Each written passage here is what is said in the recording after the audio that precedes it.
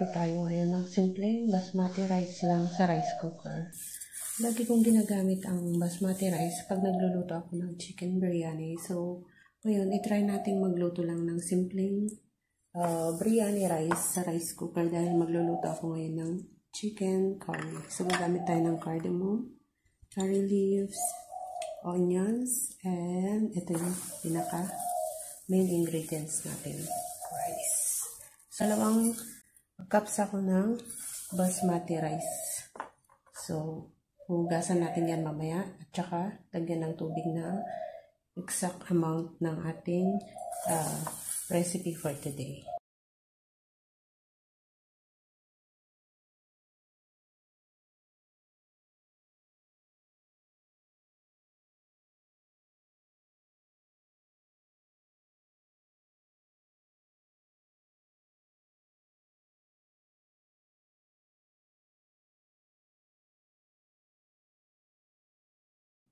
So, hugasan na natin ang ating bigas, guys.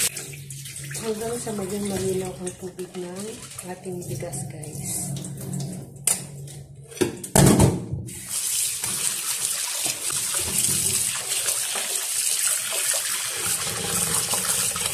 Ayan, medyo nag-iiba na yung kulay ng tubig natin.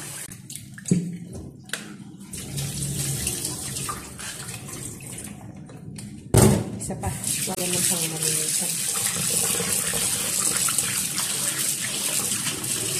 So, ganito na yung kulay ng ating tubig ng ating bigas. So, pwede na yan. 2 tasa ito ng bigas, guys, na basmati rice. So, mamaya, gagawa natin siya ng exact amount ng tubig pag niluto natin siya sa rice cooker. So, ngayon, guys, gagamit tayo ng normal na rice cooker. Ito yung ginagamit namin pag nagluluto kami ng normal na rice. So, may optional lang ang paggamit ng butter. Pwede kayong gumamit ng any oil na gusto nyong gamitin. Pero ako kasi mas gusto ko yung may butter. So, lalagay ko yung butter. Antayin natin ma-melt.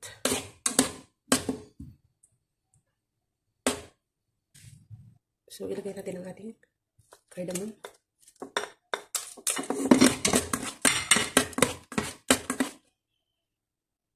Sunod natin ang ating onions.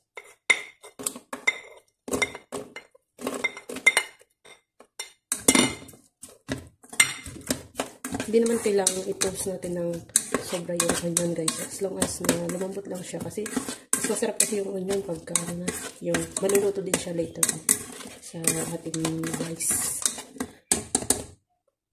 Ayan. Parang nadurog-durog lang ng konti.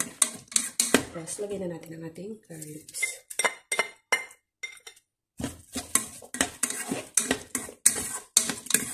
Maglalagay din ako ng asin, pero optional lang din siya. Kasi yung butter natin is may salted butter siya.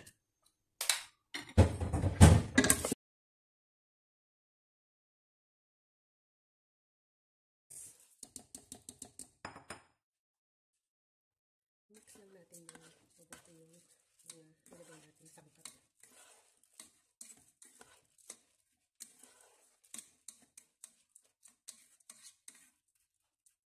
Tsaka natin lalagyan ng tubig. So, ang measuring cup ng ating tubig is 1.5 cup. 1 cup of rice and 1.5 cup of water.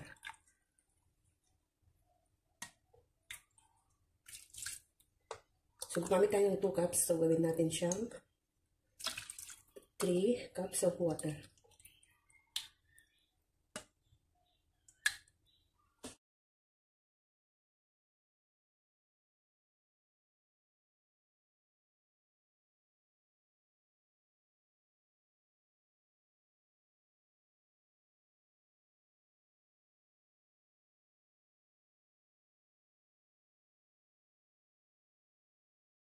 So, after a few minutes, guys, ito na ang ating rice. Ito, guys, ang ating basmati rice. You see?